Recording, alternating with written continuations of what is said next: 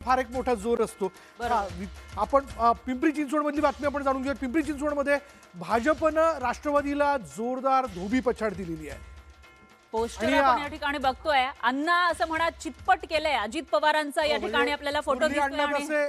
तसे कुस्तीपटूच आहेत ना, पैलवान. नंतर ते राजकारणी झालेले आहेत, पण त्यांनी दादांना धोबी पछाड दिल्याचं आपण या आणि पोस्टरच्या माध्यमातून सुद्धा भाजपने कुठेतरी या ठिकाणी दाखवण्याचा प्रयत्न केला आहे. आणि एक सोशल मीडियावर जो प्रचार केला जात होता त्याच्यामध्ये पुण्यामध्ये दादा नाही तर अण्णा चालतो अशा पद्धतीचा एक प्रचार आपल्याला दिसून आलेला होता. आणि जाहीरनामा दादांचा तगडा होता. भाजपने त्याला उत्तर दिलेलं होतं. खरं सांगायचं म्हणजे एक आलाम 5 काम असेल किंवा मग तिथली वाहतूक व्यवस्था सार्वजनिक मोफत देण्याचा मुद्दा असेल, अशा बऱ्याच गोष्टी होत्या.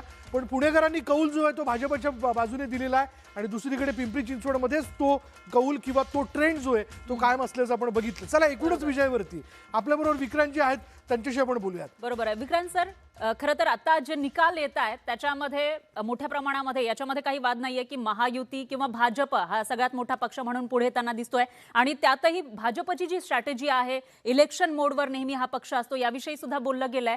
पण या निवडणुकीमध्ये ज्या पद्धतीची रडारड किंवा तिकीट वाटपाच्या वेळेला कार्यकर्ते जे आक्रमक झाले होते, काहींनी बंडखोरी केली, तेव्हाच त्यांना विश्वास होता का की आपण जिंकून येणार?